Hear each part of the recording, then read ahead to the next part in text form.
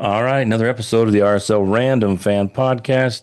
Your host, Brant Goebel, joined by FAVIAN RENKEL. And he's from pretty much everywhere.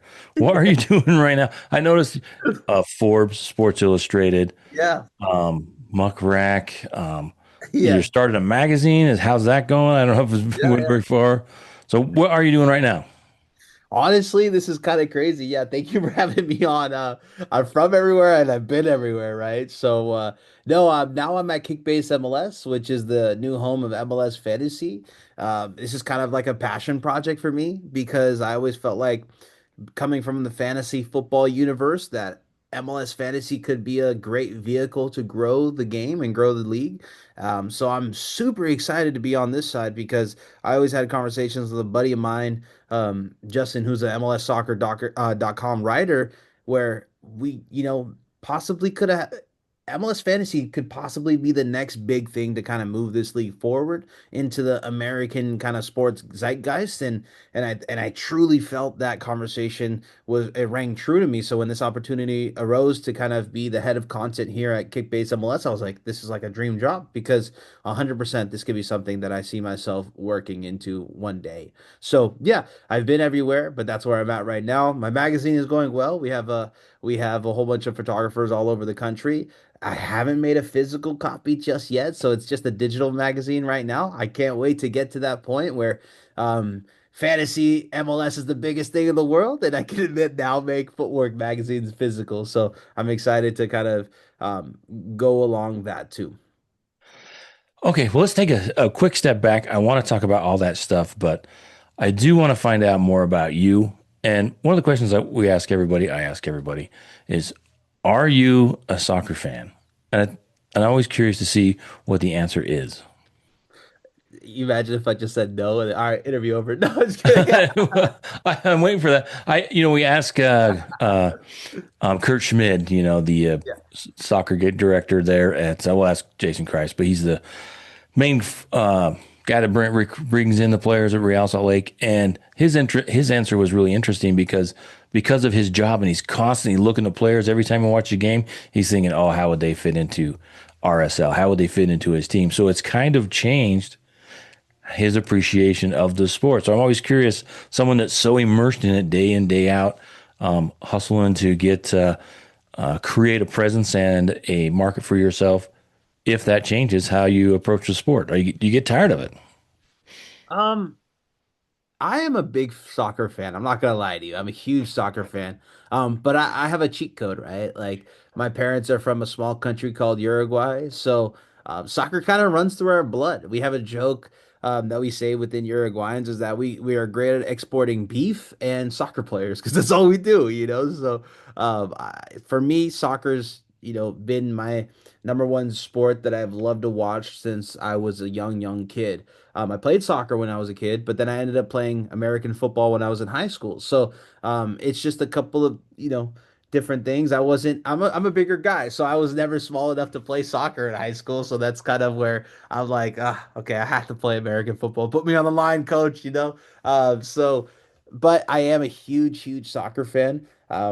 I changed the way I watch it a bit now, because I'm always commenting on the game. I'm always trying to find a way where, if there is a live soccer game somewhere in my vicinity, I'm going to that game to kind of create content or talk to players or find a way where I can amplify this match as much as I can. Um, so I'm not gonna lie to you and say I watch a lot of foreign soccer games. That's a little tough for me. Watching a lot of EPL or Champions League is something that I don't do too much of, but I do love international soccer. That's somewhere where I could just fully fan out. I don't know if I can though, because with the World Cup draw, I was hired by the Athletic to kind of write some blurbs for them, and I had to be on my A game again now for international soccer. So hopefully I can find an outlet where I could, watch the game as a fan. But that's getting tougher and tougher, and I'm very grateful for it at the same time. One of the things I love about soccer, I told you before we got started that, and everybody knows that listens to our podcast knows that I came to soccer later. I was like my 30s before soccer became a passion for me. Obviously, I never played it. But one of the things that I found really intriguing about soccer is that you could have kind of like multiple teams. And I'm just Mm. curious because there's so many leagues, it's so ubiquitous across the United States, across the world, that often people have a few teams that they follow. I was just curious, do you have a team that you follow specifically and around the world or in the United States? Yeah, look, I grew up as a San Jose Earthquake fan. I'm not gonna lie. I mean, I have to be a journalist and I have to be non-biased, but um, let me just say this: when I interviewed Chris Wondolowski for the first time, my heart dropped. So it was something where Wondolowski was always a huge, huge idol of mine as growing up, and I feel like, yeah, the San Jose Earthquakes for me are my team. Um, but as a journalist, you kind of have to remove your bias and be able to kind of step back. Seeing how the sausage was made a bit, changes your perspective as well. You start to fall in love with these clubs that have well-run organizations from top to bottom.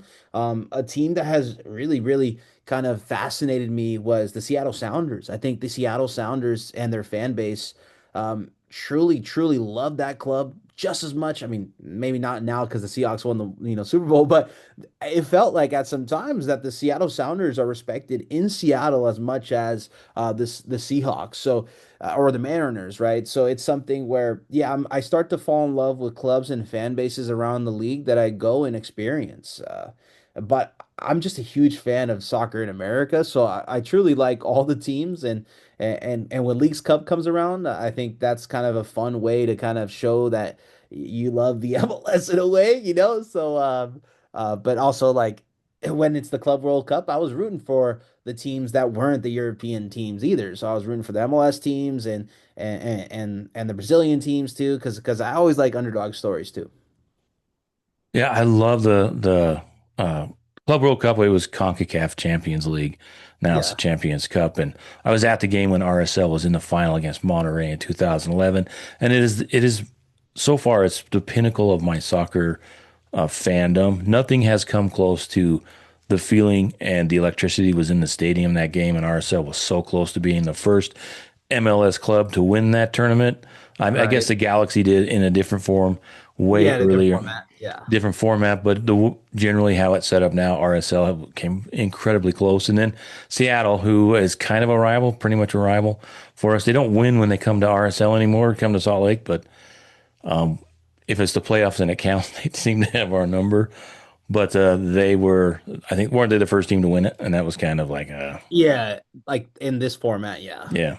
So that's exciting. So that's interesting that you are kind of like a Major League Soccer stan, or is it just the whole soccer universe in the United States? It's funny. Before I got this job with MLS Fantasy, I couldn't say it, but I guess I am a MLS stan, right? Yeah, my friends joke. They're like, "Dude, watch some European ball for once, man. Like, watch something else." And I'm like, "I can't, dude. This is my league, so I need to help this one grow." Well, that's fantastic because there's not enough. I found that there's so many people that love to hate on Major League Soccer, Mhm. and a lot of them I don't even think they watch. There was a comment I saw a comment today. Someone was going after Stu Holden for suggesting that Xavier Gozo might be someone to bring in for the U.S. men's national Oh team. yeah, yeah, I saw that. Yeah, Yeah, they're like, hey, oh, he had a meh U20. Well, you didn't watch the U20 because he had some pretty spectacular play there. And yeah, second, he only played 3 or 4 games with RSL.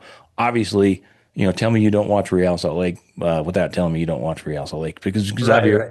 Gozo was pretty much the offense all of last season and the go-to guy for the team at 18 years old. So I think it's interesting that dynamic of soccer fans wanting to grow the game in the United States and then not supporting the game in the United States. Yeah. Yeah, it's an interesting dynamic because I see it every single day now that I'm at Kickbase, where you're trying your hardest to kind of amplify the league and truly show what's good about this league. But then at the same time, you get big publications. I don't want to name any names, but Sun having 4 assists is like, oh, this shows the quality of the league. It's just like, I mean, Sun does something that has never been done in MLS more than once, right? Messi was the only person that's done it too. And then Yeah, it's just interesting. I mean, those are both world class players, like very world class. So, it's like the chicken or the egg, right? Like it's gonna take time, but yeah, there's a lot of critics about MLS, and it almost seems like whenever there's a great performance in MLS, it's because it's MLS, like that's tough too. Yeah, who'd they play, right? Yeah, yeah, exactly. But then let's not lie and say like Puebla versus Querétaro and Liga MX is gonna be some like crazy Champions League level game, right? Like there's bad teams in every league, and that's what people seem to forget when they're hating on MLS. Yeah, absolutely. And then I was reading about you. I thought it was interesting. How did you come into what you're doing now? How did you end up? It sounded like you kind of started in Japan. Yeah, And how did you get there? How did that all come about? Um, I saw that you were into selling plumbing supplies. yeah, that's funny, I man. come out of construction myself, Yeah, yeah, yeah. but I thought that was really fascinating. How did you create this situation where you're at now for yourself? Yeah, I hope you have time, man. This is like my whole life story right now. So, yeah, I mean, Oh, yeah, we got all the time you want. I met this beautiful girl who is now the mother of my son, my ex-wife, but she but put yourself back in there, and we had a kid and she wanted to have it in Japan, so I moved to Japan. But I just started a pod, or I was on a podcast called Tectonic Takes, which is the San Jose Earthquakes podcast. And I was on one or two episodes. We had our first two episodes, and after that, we moved to Japan to have our son. And it was during COVID, so it was kind of a weird time. I eventually kept on doing the podcast, and then I started interviewing players. And then the San Jose Earthquakes hired Matias Almeida as their coach. And by that time, I was kind of, well known in the San Jose Earthquakes world. So I was known as a bilingual kind of podcaster, right? So when Matias Almeida came in, he spoke Spanish, right? And there wasn't too many reporters in San Jose that were bilingual. So the San Jose Earthquakes reached out to me, and they reached out asking me if I can be on the pressers for them, so I can give them some more translations, and because Matias Almeida is Argentinian and my family's from Uruguay, we speak a very similar Spanish, right? So they invited me to kind of translate him in a way because he was a very romantic type of coach. He would kind of romanticize the game in a way where if you're just Google translating it, it does not make sense. So you needed someone there. So I'm very fortunate that the San Jose Earthquakes kind of reached out to me and asked me to be on press conferences. And then I was, yeah, in Japan on press conferences at 2 or 3 in the morning, being a new dad. And then you would wake up at 5, feed the baby, and then start your regular 9 to 5 work day, right? So it was kind of crazy. And then come back home, go on a podcast or make a podcast and edit and make graphics and everything. And it was a lot of fun, man. That's kind of how I started my way. And then becoming a journalist, at least I was offered a spot by a very famous writer called named Robert Jonas. He was, if I'm not mistaken, he was a writer for MLS a long time ago. And then he was on SB Nation for the San Jose Earthquakes, Centerline Soccer, which was a famous publication for them. And he asked me to kind of take over for him. So I started writing for SB Nation. And unfortunately, they eventually kind of went under because a lot of independent media, unfortunately, in MLS don't make it. And then I kind of, kept on going and going and going. I eventually came back from Japan, and then I started I worked in plumbing. This is where the plumbing comes before I left to Japan. And then I got an offer to come back to work in plumbing again. So I came back from Japan because it was a great offer to kind of work my regular 9 to 5 selling plumbing. So if you have any questions about luxury plumbing, let me know. I always joke like I have a lot of friends in New York now because I live in New York that don't know anything about plumbing. So I'm like, I'm kind of the blue collar guy now. Like all of a sudden, because I sold all these things, I know how to fix them and things. So it's just funny that that happens. But yeah, I worked in plumbing. I came back and I was working a normal 9 to 5. Luckily, it was a family business, not of mine, but a close friend of mine. So they treated me like family. And I was able to kind of do two things at the same time. I was able to be a journalist, work for publications like Sports Illustrated and 90 Minute after my 9 to 5, right? So I was really lucky that Leagues Cup and all these outlets understood that, hey, I need to work a regular 9 to 5. Let me do the soccer stuff after. So I worked, basically two full-time gigs for maybe 3 to 4 years, and then that kind of landed me here where I'm at Kickbase MLS, where soccer's my full time now. It was a little bittersweet leaving the plumbing. You know how that could be, right? But they were like, Favi's graduating. Like Favi finally made it to the mainstream in a way. So they threw me a party and stuff, and yeah, it makes me sad to think, I left that blue collar job. You know how it is. It's family, and everybody cares about each other. So yeah, that's funny that you say you're from construction because you know exactly what I'm talking about. Yeah, I'm actually a drywall finisher back in the day. Yeah. But so do you still get your discount when you go in, get your stuff? Yeah, yeah, exactly. I better get that discount. I'm gonna say, hey, put those zeros back. Like, what are you doing? So, what are your thoughts on the democratization of journalism and the state of journalism Ooh. in the United States right now? Because I find it fascinating that, an idiot like me and our little podcast, we end up, we in the press and doing stuff with our club we follow, Real Salt Lake, and 5, 10 years ago, that just wasn't the case. And some of that's great for us, but on the other side, it's like, you know, journalism is just kind of changing and trying to find its way back to profitability and all kinds of things and respectability.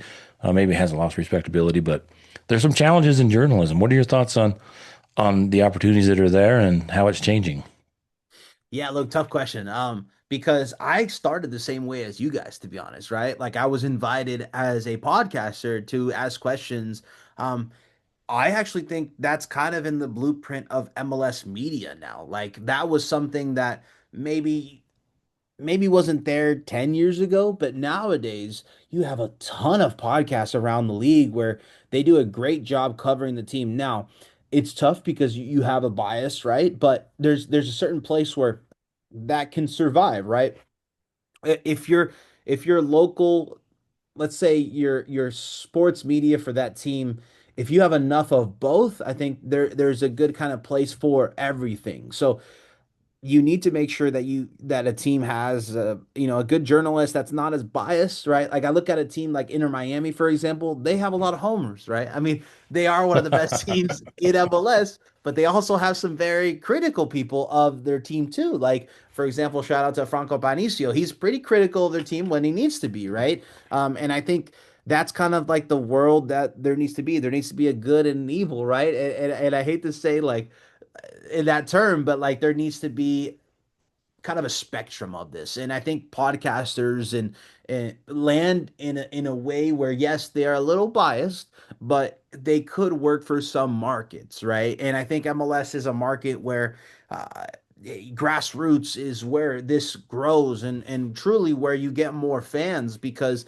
we're not in the mainstream of media like almost ever, right? So I think journalism is changing. I think on this side at least, if you're a journalist, you're gonna have to need to, bring something else to the table. Yes, you can write really well, but you have to be able to make content. You have to be able to get your work out to the world to kind of stand out from the rest. And that can be maybe be a podcaster, right?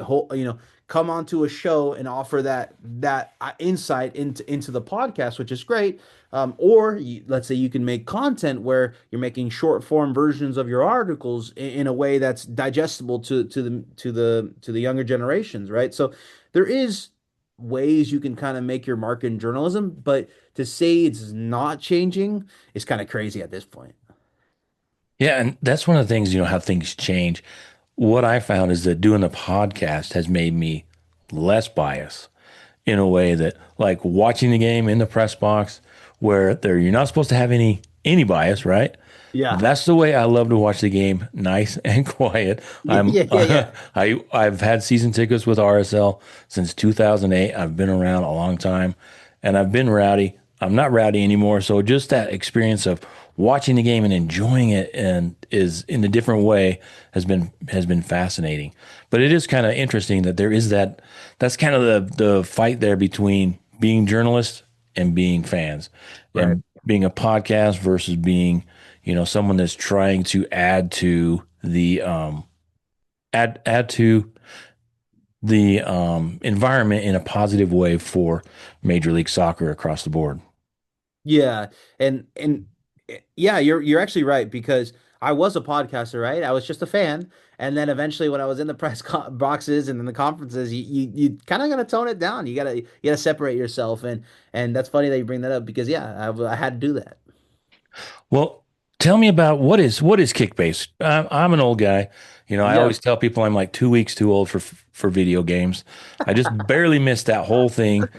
But what is fantasy soccer? What is Kickbase, and what is it trying to create and do for Major League Soccer? Yeah, so Kickbase is the new home of MLS Fantasy. So if you've ever played fantasy football, if you ever played fantasy soccer, this is that for MLS. And I really actually like it because it's an app. Nowadays everything's on an app where before it was, the old MLS fantasy product didn't have an app, so it was a little bit older school. A lot of people liked it because it was a desktop and it was something that felt familiar to them because it's been around for a long time. I want to say I saw some ads of they showed me some ads with Landon Donovan and Andrew Wiebe when he was like 18 years old, so it's really cool to see where MLS Fantasy has gone to now. But yeah, it is the MLS Fantasy of the future, in my opinion, and it's a lot of fun. I'll probably go in more in depth to it, but the biggest thing is it has 100 actions, so you're watching your phone like you would for fantasy football, where every single pass or every single cross, there is a point value to it. So you're going up head to head against your friends and family, watching the game, seeing your players perform better than your friends. Now, is this something you go in and you are playing against everyone in the United States, or is it breaking down with teams, or like Yeah, obviously I haven't done it, but yeah, like so how would you convince me to play it, yeah. Look, to there's two modes. participate? Yeah, there's two modes. There's an arena mode, which is your regular fantasy football where you play against your friends and your family. So you would set up a lineup to go up against, as up, I think it's up to 16 people in your league. So you can go ahead and invite your friends and play head to head. So actually, we're having a great time in the office where we're up against all each other and talking smack, doing all of that. And then, excuse me, there's another mode called Rush where you play up against everybody in the United States. You play since Kickbase is actually the number one fantasy provider for Bundesliga. You go up against a lot of German guys too that are getting into MLS. So yeah, there's two modes. So you can definitely play up with everybody. You can play with your friends, but then we also have another one where it's called a club challenge, where you play with your fan base against other fan bases and see who has the strongest fan base in the app too.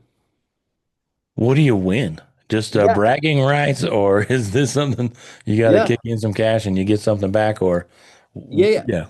It's 100% free to play. You don't have to pay anything to play the app. There is certain things that if you wanted to upgrade your account, you could. But there are prizes. So, for example, if you get first place in one of these challenges, you get $100. There's in your arena league, so like with your friends, I know a lot of people have buy-in leagues. So just like fantasy football, where you can do, $50 to $100 per person, and then the winner takes the pot. But that's all like within friendship. That's nothing on the app. There's no like input to pay for this league in this app. So that would just be like, I'll buy you lunch with your friends and things like that. But if you like, for example, next week we're having a classic football shirts collaboration, and the winner wins a MLS jersey of their liking. And then we have another Discord challenge, which is another MLS jersey of their liking or MLS gift cards. But yeah, there's tons of things to win, honestly. That sounds fascinating. It's kind of like there's an old joke there, like first place you win a San Jose kit, and second place you get two San Jose kits, something like Exactly, exactly. Should sign me up for that one. I want that one. that. Okay, so and then a lot of people think um, soccer is the only sport I really watch now, but Yeah. so I don't play fantasy football. But I noticed that there's a lot of people saying, hey, you know what, fantasy football is ruining the experience in a Mm. way, because then people are just aren't watching their teams, they're just watching the game. Mm. They're looking for the actions in the game. Are you worried Yeah. about that, or is this something that you want to get to that point where people are saying, "Hey, Yeah. you know what? Kick base is ruining soccer." Yeah. You know what? If Kickbase ever gets to that point, man, I'll fly everybody out to the headquarters and we're having a big party, But no, 100% I think I'm the same way with fantasy football. I'm not gonna lie to you. When it's the playoffs in football, I do not watch because fantasy football is over, right? So, um, what's kind of a secret about Kickbase, and this is gonna come up later in the year, but our games are still going through the playoffs, so you kind of still have to watch every single game, which is a little different to other fantasy platforms where they finish before the playoffs. Ours are gonna have a playoff mode and everything. So no, I don't think we're gonna ever get to that point. I think what's really cool about Kickbase is that you can see the live kind of points get updated. So let's say for Gozo, if Gozo has a cross and it connects with another RSL player, you get the points within 10 seconds because the stats are backed by Opta. So that's really cool. That means I usually have my phone open at the same time I was watching the game, just like I would fantasy football, right? So it's a different experience. It's definitely more of a second screen. But for example, a guy like me who's a journalist of the league and that covers the league, can I tell you who Berg Johnson was before I put him in my lineup for SKC? I can't. Like I'm definitely learning a lot with this game too, because it's become a tool for me as well. And what about other than, is there anything else, articles, other Yeah. things, community involved with Kickbase besides just playing fantasy soccer? Yeah, look, actually, I'm the first employee ever for Kickbase in the United States, but this is something I've never seen done by MLS Fantasy before. Is we have a team. We have a team of guys here in New York and all across the United States. Where we were able to kind of fund a videographer, so we have some really cool content that you may have seen on TikTok. We have some articles on the app written by a good friend of mine, Justin Ruderman, who works for MLSsoccer.com. And we have like a team of sickos on the back end to make sure that the game works. And we have a Discord where we're all very, you know, we're talking on there often. And honestly, yeah, it's something that MLS Fantasy we're going to do a lot more too. We have a partnership with MLS, so if you've ever seen the MLS Fantasy accounts, we're hoping to kind of integrate a bit into the MLS accounts like that. And 100%, we have the I don't want to say best, but a really good community outreach because we have a whole team that's already kind of in the community even before Kickbase, so we know kind of what everyone's talking about and where they're talking. So if anything, we really listen to a lot of feedback and we've changed the game on the fly already because we are all the team that's here. We're just guys who like MLS, have liked MLS for a long time. So we definitely know and hear you guys when we change things. And what is the goal? How many people participate? Do you Yeah. know that, or is like what is your goal? You want billions of people, obviously, but No, no, no. I think a great goal for us would to kind of be if I ever go to a game and I see people maybe setting up their lineup or outside of the game, or I've been to a couple of games now where people have recognized me, but if I go to a game and I hear people just talking about Kickbase, like they talk about FPL when I'm on the train, that would mean a lot to me because that means MLS is sort of in the mainstream, sports media. But even just at a game, I think the goal is if it's a tool, my dream is this. I want to work with the clubs directly so that if they kind of put on the jumbotron that like, hey, line up your favorite five RSL players, and the person who chooses the best five wins an RSL jersey at the stadium. I think that's actually a great vehicle to kind of integrate people into being even bigger RSL fans because they're going to learn new players by putting them in a lineup that maybe they never knew about them before, or now they see them in a certain rank to be like, oh wait, I mean Gozo's probably, if you're an RSL fan and you don't know Gozo yet, but other guys that possibly don't get as much love you can find out how good they really are and be like, oh, you know what? I'm actually a fan of this guy too. So I think there is a world where I can see Kickbase being fully integrated with the clubs and just seeing it as an extra vehicle to add more fans into MLS. That's like a dream.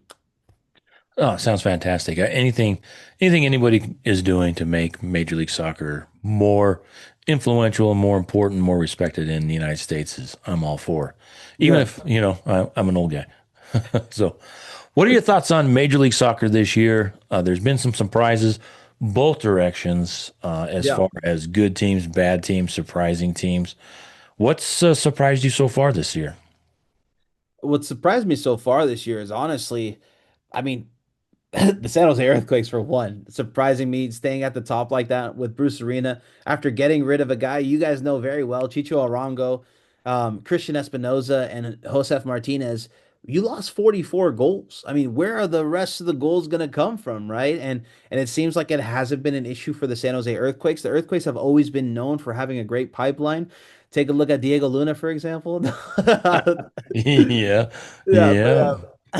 if you take a look at that, they've always had great talent coming up through their ranks. So it is interesting to see them finally, really believing in the young guys like Nico Sakiris and Bo LaRue and Reed Richards and Daniel Muni, which they're flourishing. I mean, that team is all of a sudden at the top of or in the second place of the Western Conference, where I expected them to be outside of the playoff race, right? So they have shocked me. A team that I knew was going to be good and didn't shock me where they are is Nashville. I thought Nashville was going to be my pick for the Supporters Shield, and I still think they're doing a great job. They lost this last week, but I think they on paper are possibly one of the best teams in MLS this year. I didn't expect them to kind of knock out Inter Miami and CONCACAF, so I chose them to get knocked out of CONCACAF and then just win the Supporters Shield because that's all they're in. But now it's going to look a little different. Maybe they have a big chance of lifting that CONCACAF Champions Cup trophy for the first time since the Seattle Sounders, right? So those are the two teams that have really kind of caught my attention this year. Not because I was a San Jose Earthquake fan before at all. No, of course not. But because they're killing it, and then Nashville, I think, actually has a great team. Yeah, RSL, I feel your pain there. After 24, when Chicho headed off to San Yeah. Jose, we lost 65 goals that season. And Juicy. the next season last year, they did not even they struggled to replace him. Obviously, yes, last Yeah. year was. This year we started off a little differently. The front office has done an amazing job bringing in some character guys and some talented folks, and RSL's doing more than they're much better than I expected. Me Just too. like Yeah. you, in my predictions, I had them at 10th or still at 10th because the track record of the last year and 18 months had not been great. So I'll eat crow all year long if that's not the case, happily. But what are any on the other side? Any teams that surprise you? Like I was kind of surprised. Not that I'm a huge follower of every single team in the league. Orlando is always a team that I thought is just kind of like they should be better. Yeah. They did pick up Brian Ojeda from RSL, who last year was probably arguably RSL's best midfielder, best Mm. defender last year, and he's off to Orlando. And yeah, they're just getting pummeled. They got took apart by LAFC before halftime recently. Yeah, look, Orlando was a team I actually said was going to be one of the worst teams in the Eastern Conference because they lost Pedro Gallese, who was their heart and soul of that team, whether you like him or not. They lost, I think, I think three center backs, if I wasn't mistaken. So that defense was just going to be picked apart from the start. I actually, this is crazy. I said Oscar Pareja was going to be the first coach on the hot seat, and he's already gone, right? So this is a team that I actually saw it coming because it's so hard to replace a team that was known for their defensive identity and then they lose all their defensive players. It's like, yeah, this is a team that's gonna have a hard time this year. And what are your thoughts on the league in general? Yeah. Um, Maybe moving. What are your thoughts on the end of this season when they move? They got the little sprint season in 27 and moving to the international calendar. You Yeah, probably have look, definite thoughts on that. yeah. I mean, see that it's kind of bittersweet to me because I felt like there was a world where MLS playing during the 4th of July, like that holiday is a big holiday for MLS because there's not many sports. We have Nathan's hot dog eating competition and then MLS later on in the day. So I actually thought that was becoming a cool holiday for soccer in America, right? Um, but this change I think is something that needed to happen because we were overpaying for players or getting them during a weird time of the year, and then we can never really adjust to win CONCACAF. Like it's something that needed to happen. I think it makes us a serious contender for the big leagues one day. It doesn't make us a contender tomorrow. I still think there's still a lot of, benchmarks we have to hit, but I think it's a change that unfortunate for the teams in like the cold, and that's including me now. But I think it's a necessary change. Yeah, I think it's fascinating. The one stat that kind of not changed my mind because Real Salt Lake City, it can get cold. Maybe not this year, but generally most years, it's cold in January, February, even in March. LAFC found that out a couple of years ago when they came in here early Yeah. March, and it was orange ball, a couple of inches of snow on the field. But they said that 90% of the games are already being played in the time period they're talking about, and there'll be a little break in December, January, right? Yeah. So, and we've seen it with RSL where we lost Andres Gomez in the summer transfer window, and it kind of tanked with some other reasons, tanked the end of the 24 season, kind of went out on a bad note. So I don't know exactly where I stand on that, other than it's going to be cold. There's going to be some miserable games, but generally there is every year anyway, early on and late. Especially, when you get in the playoffs, they're playing until December, the Right. playoffs. So, but it will be interesting how they adjust to teams like on the East Coast. And there's a lot of teams in Major League Soccer have some cold times. Yeah. No, definitely. It's interesting to see what MLS, because MLS Cup just seemed like it loses a lot of momentum, right? Like with the international break and everything. So I'm excited to see how that kind of goes along now. What are your thoughts on the playoff format? I know it felt like they had things going really well, one and done, and then Yeah. they've moved to this first round three, Right. best of three, so to speak. And I wondered if they did that because they were worried that maybe some of the better teams were getting knocked out be by the eighth and ninth place teams on a good day, and they were trying to make it so that those better teams have the advantage to move on. Is that what do you Yeah, think? this is a little tough because I think this decision is purely on business side of things. I think every playoff team having a home game is so lucrative in a way where now every fan base that's in the playoffs gets a playoff game. So every ownership group gets ticket sales for at least one playoff game if they make it. So that's huge. I think that is something that is pretty cool, but then how do you give a bigger advantage than just a home and away, right? And I think that's the only way you do it with the best two out of three. I know it's so weird to think about it, but it does give the benefit, like you said, to the higher ranked teams, and maybe that means that teams will take MLS the regular season more seriously. The only team I've ever seen kind of not take it too seriously is Miami, and they proved it last year that they don't really need it. But I've never really seen other teams not take the MLS regular season too serious, so I never really thought that was a problem beforehand. But this kind of avoids that, right? And any other thoughts on Major League Soccer, how it's going set up? Miami they opened their stadium. That's Yeah. been a incredibly long journey. NYCFC is kind of, did I see something over there that was stopped, or they're working on getting a stadium finally so they can actually play on a soccer pitch instead of what the tennis court they play on now, whatever it's called. Yeah.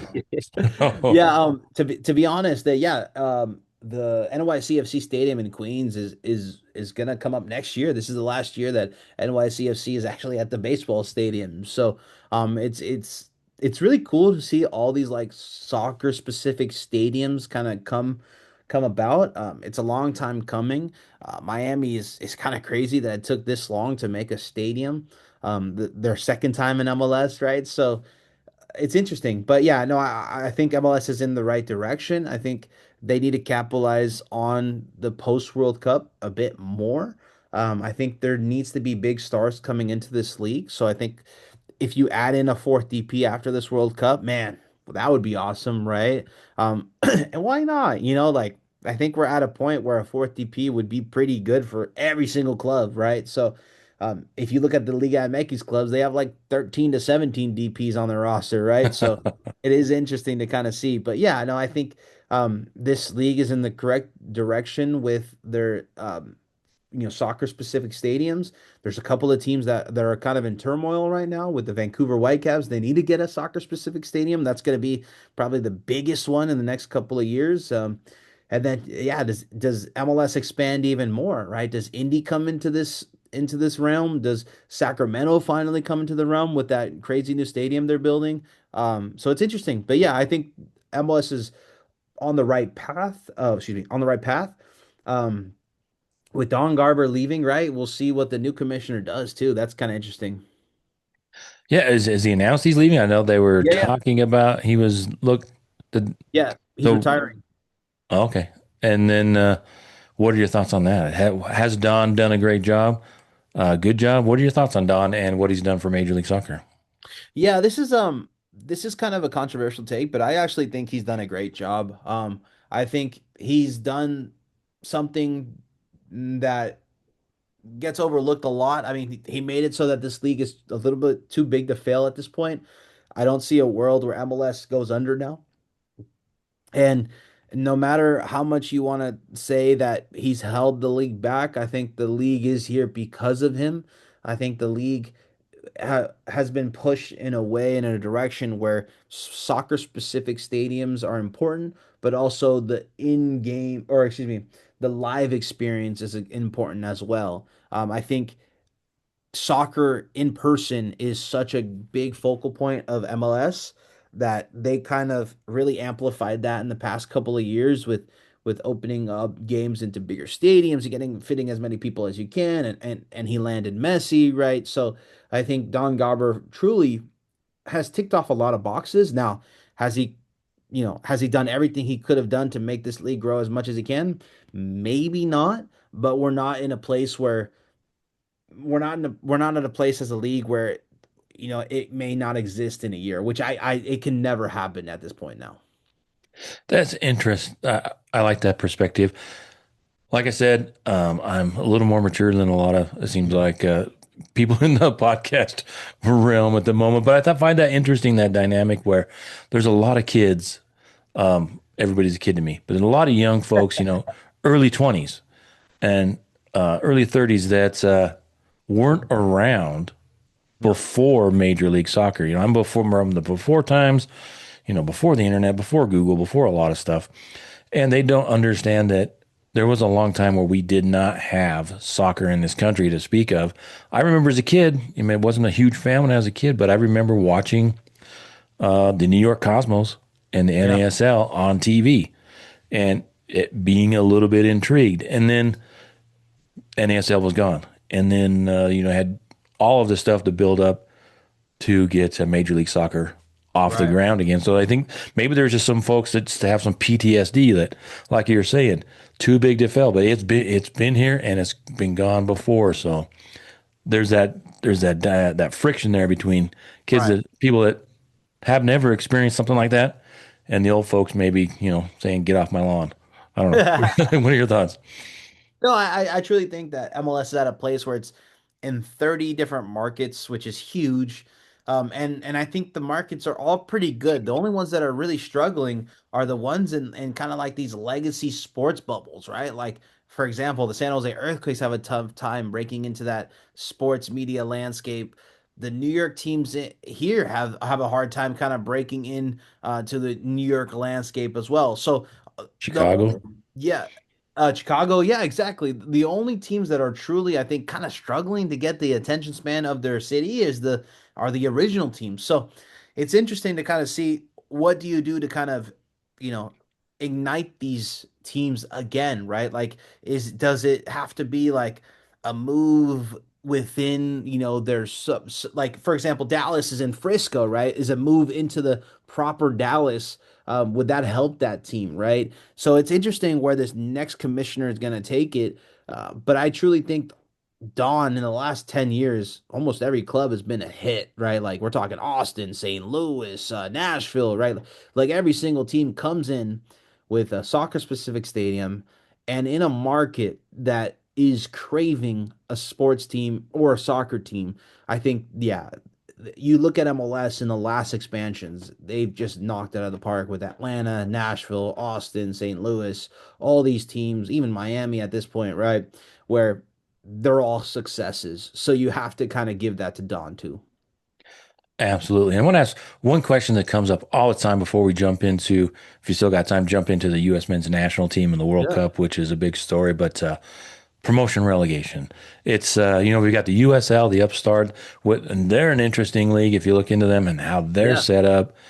And I follow a small club over in England and looking at, I love promotion and relegation, but I think it's interesting that you said, talking about what Don Garber and MLS has done. People have invested so much money that like you're right, it's not going anywhere.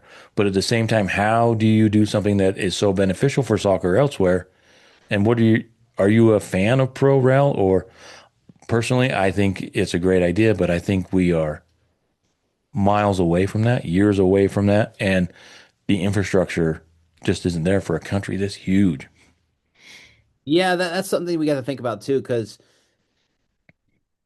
I can't sit here and say I don't like Pro Rel. I think every single person that's a soccer fan likes Pro Rel or should likes Pro Rel. Like I mean, just thinking about Tottenham right now, like haven't watched a single Prem game, right? But I know they're on the brink of going down, right? So this is something that's super interesting, and it creates a bit of a storyline for all these clubs at the bottom at the end of the year. They have something to play for, right? So no, 100%, I'm a fan of Pro Rel, but do I think it has a place in the MLS landscape? Maybe one day. Maybe one day. I think you can never say never. I can see a world. See, this is where I'm crazy, where MLS expands to like 40? 48 teams, or yeah, like a 40 number, and then you have a one and a two, right? So I could see a world where that happens, but I can actually see a world faster that it happens in MLS Next Pro. I think Next Pro is somewhere where they can really, test trial these things out. And I think we may see that happen in MLS Next Pro, similar to what the USL have going on as well. But at the same time, with Don Garber leaving, will the new commissioner possibly want to buy the USL? Like it's interesting to kind of think about all these new things that can come up where shoot, if the MLS, if MLS puts USL in their umbrella, then we're really talking. Now we're cooking with oil, right? Like we're cooking with fire here at this point. I think you can have Pro Rel almost pretty instantly with MLS Next Pro and everything. So yeah, it depends where MLS goes in the next couple of years. But if we keep expanding up to 40 or 44 or 48 or whatever number, I could see it coming. But that's going to be like 30, 40 years down the road. You can't expand that fast. Now, I wonder if they got to 40, you could have like an American League and a National League like baseball used to have. And Right. so you just can't. And then they at the end they could play like the old World Series used to play because they didn't National League and American League didn't play against each other. Now they do. Oh. And my wife's a Tottenham fan. So yeah, she's No. and you know I'm a Crawley fan and we were promoted and now we're fighting off relegation this year and it's a lot of fun, but people talk about how it creates interest, but it doesn't create a lot of diversity. Mm. MLS has two or three times the amount of champions since the start of Major League Soccer compared to almost every single other league in the world. I think there's only been like five or six champions in the Premier League since 1996. So there's not a, your team may stay in the Premier League, but they aren't going to win it. So Yeah, there's where's not a where's the parity. Yeah. balance? Right. I think we're starting to see super clubs happen in MLS though, and I think that has to be with the roster regulations. it's kind of like a, a double-edged sword. I do like the roster regulations in MLS, but I still think there could be some tweaks to it to make it so that teams in MLS can compete with teams in the Americas a little better, right? So I still think there should be a place where you raise the spending floor. I think you need to do that first so that teams have to use every single mechanism. They can't just leave a DP slot unopened or a U22 player not used, right? So you have to use all your mechanisms first. I think that's something that MLS needs to change. And then I think it's time to kind of add some more DPs and everything. But I still like roster mechanisms in MLS because the parity is there. And I'll give it to MLS. Even though Miami is Miami and LAFC is LAFC, who knows, man? Nashville might be able to beat them this year, right? And that's something that you don't really think about in the Prem. Like, yeah, okay, like there is Cinderella stories like Leicester once every blue moon, but in MLS it could happen almost every year. So that's something I do love about MLS, and I think that's what makes MLS different too at the same time. Yeah, I love how quirky it is. Yeah. in Major League Soccer. Well, let's talk about the U.S. men's national team. The World Cup, it's kind of a big story. It's going to be in the United States this year. I don't know if anybody knows that, but what are your thoughts on the World Cup? It's kind of been an interesting buildup with, not to get into world politics, but all this stuff going on in the world. It's kind of putting a little bit of a damper on it, but I'm sure everyone is excited once the games kick off. What are your thoughts? Yeah, look, I mean, the World Cup is the biggest tournament in the world. Every 4 years, the world stops and watches this sport. So, no, like very excited for this. I can't believe we're already 70 days away, right? Like it's right around the corner and still nothing's on. But we'll talk about that later. But yeah, it's kind of crazy to think that yeah, everybody's gonna stop and kind of watch the greats kind of have their last World Cup, and then you're gonna see new superstars rise in this World Cup too. So no, I'm excited. I think Americans are always interested in World Cups. It's so funny how much they like soccer when this tournament comes around, and then how much they forget about soccer when the next Super Bowl's around, right? So it's gonna be a great time. I'm hoping it goes as smooth as it can, but what World Cup has gone smooth, right? So it's kind of interesting in that sense where I don't think there has been a smooth World Cup in the last couple of World Cups either. So I think yeah, I think it's going to be a great showing. I think it's going to grow soccer in the United States, but it may grow soccer in a different way that not a lot of people are expecting. What are your thoughts on the U.S. men's national team? That has been really interesting. A little bit of days of our lives, a little bit of soap opera, I think, behind the scenes. But it's been fascinating trying to watch them come up with the best roster. Are they going to be successful? They have a kind of an easy group, knock on wood, to get out of group. But I don't know if it's everyone has been filled with a lot of confidence moving going into this. Maybe more apprehension. Yeah, look, to be honest with the USMNT, I think we have to damper our expectations a bit. We look at this roster and kind of we have to think like, are any of these players truly world beaters? And I think there is two who may tinker with that. I think Jedi and Pulisic could be some of the best players in the world, but have they been able to put it together and be labeled as that is yet to be seen. So I think a lot of people forget that there is a lot of good players in this soccer world that unfortunately don't play for the United States. So I think a successful World Cup for the USMNT is definitely making a quarterfinal. I think if you make a quarterfinal on home soil, I think everyone's going to look at you like, man, this team gave it their all. They were able to make it out of the group and win two matches in the knockout stages. This is a crazy, crazy moment. But I think the people saying semifinal, final, or lifting it are completely, thinking something else, right? So I think the best case scenario is a quarterfinal, but I would be happy with the round of 16, So, and good teams lose in normal World Cups round of 16s. Like that's very, very honorable, right? So, I think the USMNT needs to look directly inside of them and think, okay, I don't know, like this is the golden generation technically, right? Is it? Like Gio Reyna really never panned out. Pulisic plays well for his club, but hasn't scored for 2 years for his country, right? So it's something where I think it's possible to make a quarterfinal, but this team has to do a lot of digging before the World Cup, that's for sure. Yeah, I think it's really interesting. These might be the best group of players that have come through the United States and through the U.S. men's national team, but they seem light years away from being the best team. Right, And right. I don't know what they're missing. Being a get off my lawn type of guy. It looks like some maybe there's too much success for some of these Yep. players. Like when in previous iterations, I remember I think about 2 or 3 cycles ago when Kyle Beckerman was it 12? I think it was 2012, where it was some gritty MLS type players that were trying to prove themselves that kind of carried the team.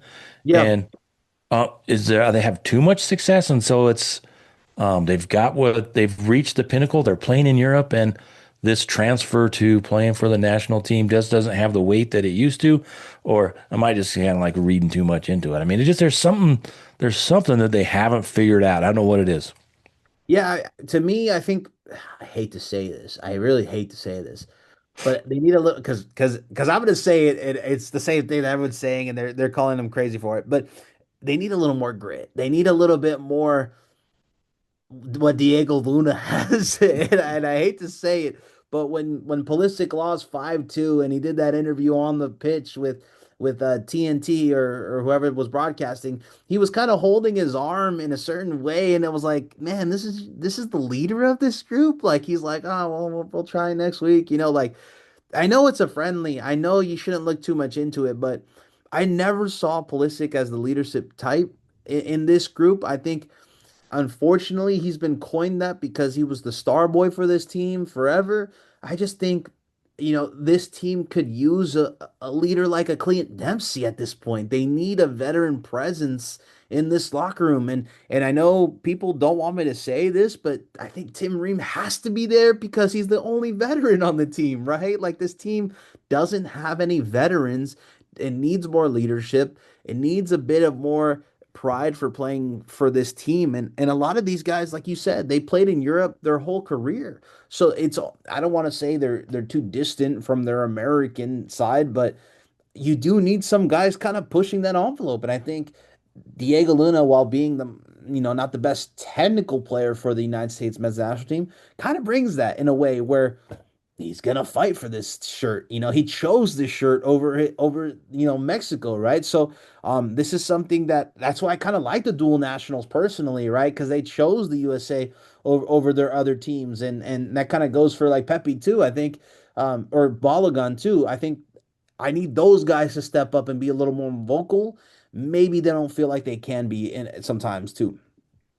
Yeah, I think it's really interesting. I think you hit the nail on the head, or you're just agreeing with me, kind of, and I appreciate that because that's kind of what I'm seeing. Is like, and maybe this is the World Cup, and maybe this is the experience that they need that will catapult some of these guys into say, hey, this is really important because I do agree. I think they're just missing that grit. They're missing the players because, like I said, you had your Landon Donovan who would go and play at Everton, but there was a lot of U.S. men's national team players that played in MLS and maybe played in some of the lower leagues, and they were always trying to get to that next level, trying to get to Europe where Pulisic and a lot of these players have spent their whole careers, and they had constantly had that drive. And I'm wondering, these other players, these younger players that have had this success, just don't have that yet.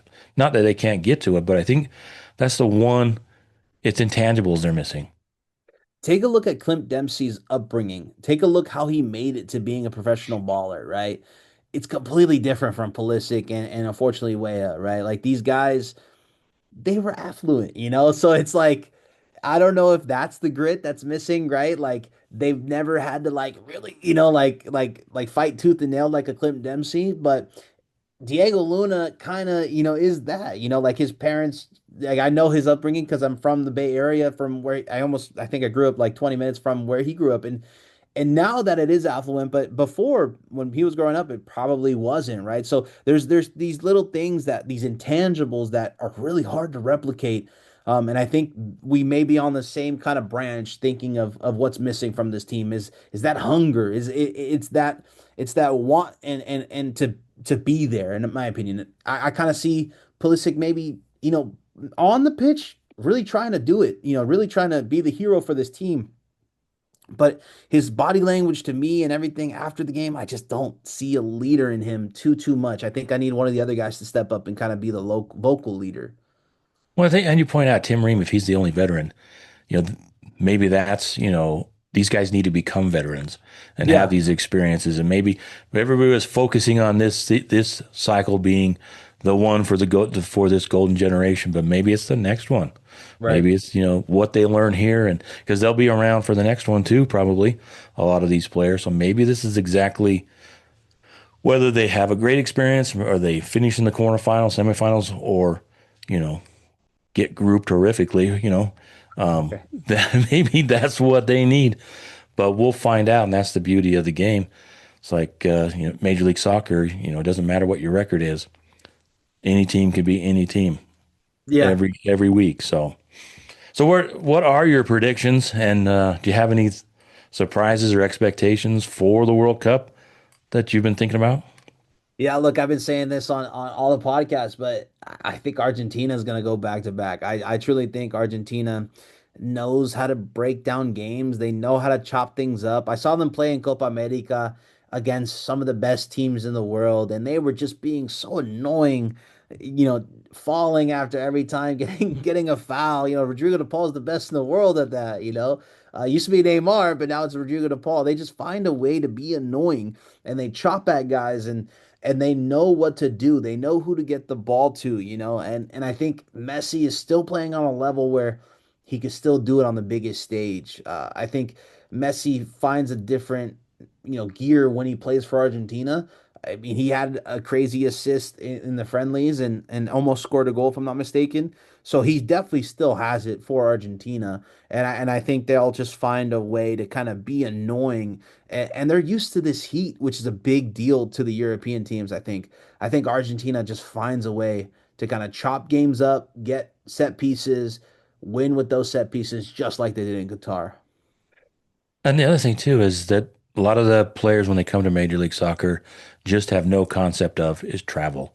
I mean, the Right. World Cup will be a little bit different, but there will wherever they're stationed, there's a good chance they'll be traveling a lot more or a farther distance not than they would normally in their in their club Right. experience because that can be a challenge. And also, altitude. I don't know where all the games are being played, but it seems like those factors could come into and affect some games as well.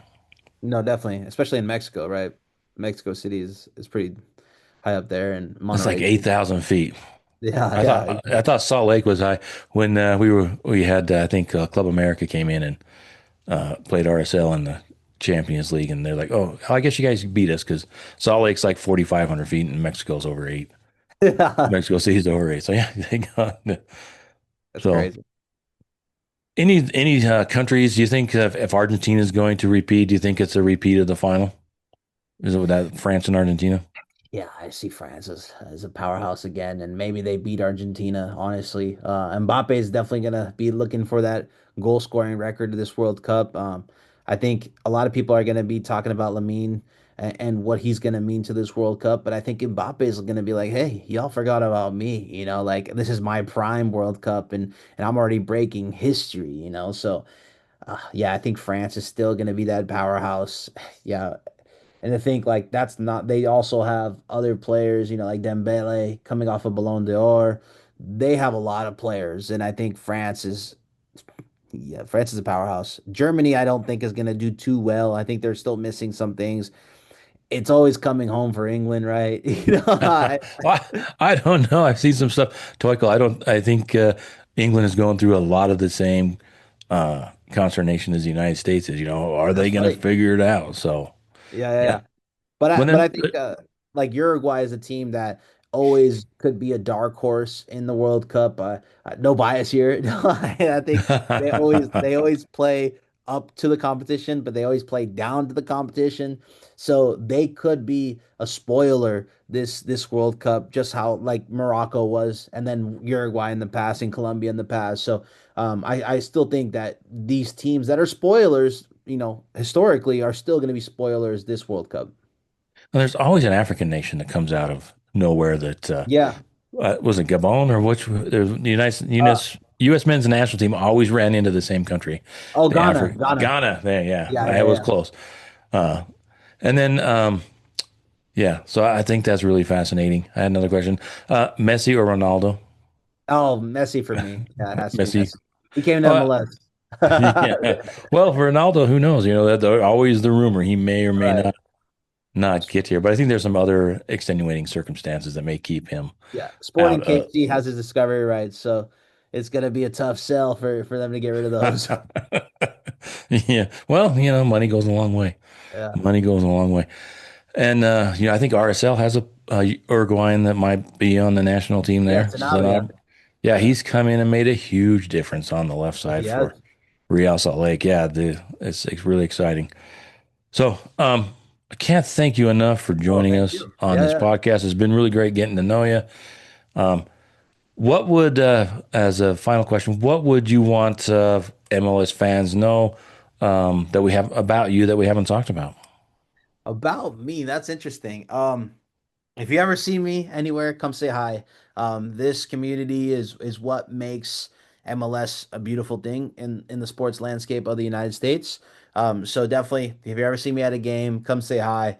I always want to see everybody that appreciates everybody that kind of puts work into this grassroots league. So 100% come and say hi. Tell me your name, how you got into it, because I'm always down to talk to MLS fans.